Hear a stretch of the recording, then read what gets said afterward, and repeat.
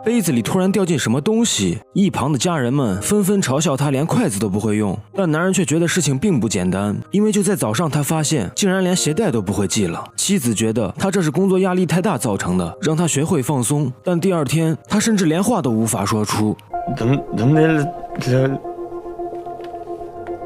无奈只好去医院检查，他害怕查出什么问题，急忙向医生解释自己身体一向很好。可当医生让他尝试做这个动作的时候，他却怎么也做不到。医生很遗憾地告诉拉蒙，你这是得了多发性硬化症，就是人们通俗理解的渐冻症。拉蒙瞬间变得暴躁起来，觉得这根本是在胡扯，还说有个重要的会议在等他，然后起身离开。可现实总是那么无情，会议上老板让他向客户介绍方案，但拉蒙再一次无法说出话来，突然眼前也变得一片模糊，随后重重地摔在桌子上。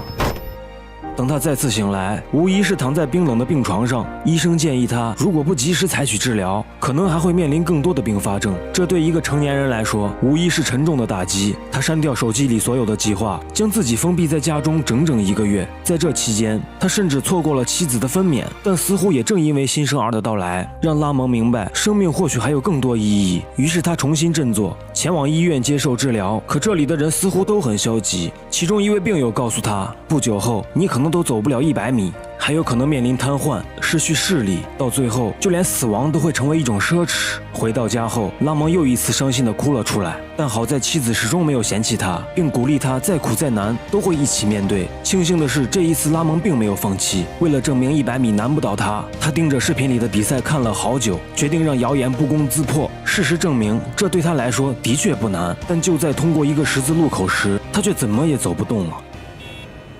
一个帅气的男人站在斑马线上，他正准备原地碰瓷，幸亏妻子及时赶来将他拖走。原来他不是不想动，而是渐冻症发作，根本走不了。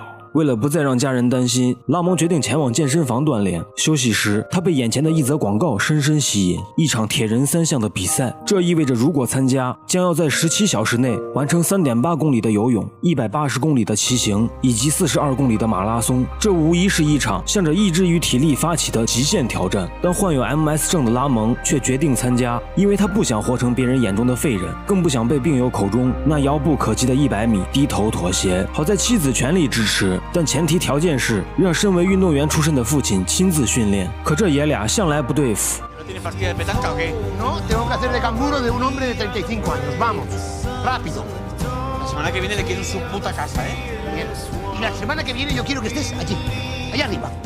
果然，岳父不是让他猜大米、猜黑豆，就是让他锄地种菜。为此，拉蒙跟岳父大吵一架，觉得岳父是在找一个免费劳动力。直到这天，拉蒙无意在一个箱子中发现一件黄色队服，那是环法自行车冠军才独有的战袍。此刻他才得知，岳父年轻时是一位伟大的运动员。深夜，两人敞开心扉聊了好久。他发现岳父并不像看起来那么不近人情，让他种菜是能够在有效的强度下强化体力，猜大米是让他恢复感知力，因为一旦溺水那将是致命的。心结打开，正式训练开始。拉蒙在山川中骑行，在大海中畅游，即使狂风暴雨也阻挡不了拉蒙前进的动力。这一刻，他终于明白岳父的用心良苦，但意外总是来得很突然。这天，拉蒙正在训练游泳，他突然发现自己又无法动弹了。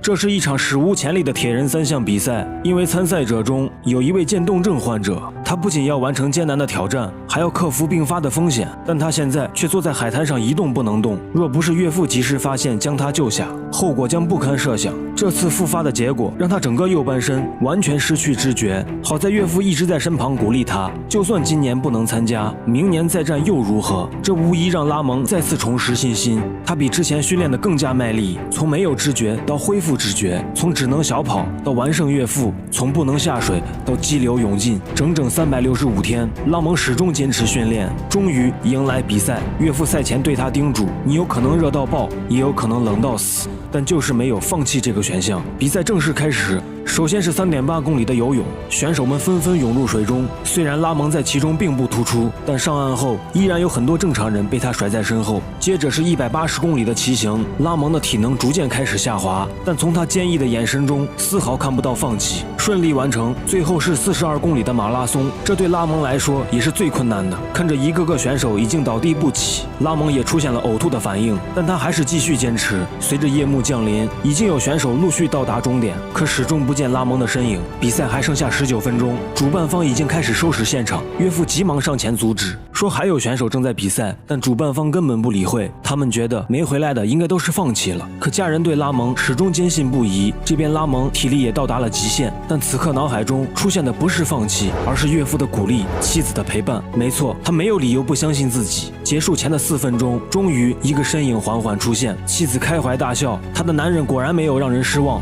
最后的80米、60米，这时家人们也冲了上来，陪他一起奔向终点。他做到了，他战胜了自己，战胜了不可能。从这之后，拉蒙完成了4次马拉松、8次奥运3铁。是的，这也是一部由真实事件改编而来的电影。它向我们展示了不抛弃、不放弃的力量有多强大。其实最大的不治之症就是生活，而我们为了生活一直在寻找解药。或许再坚持一下，就能看到胜利的曙光。走在路上吧，迈出生命中的100米。我们下期见。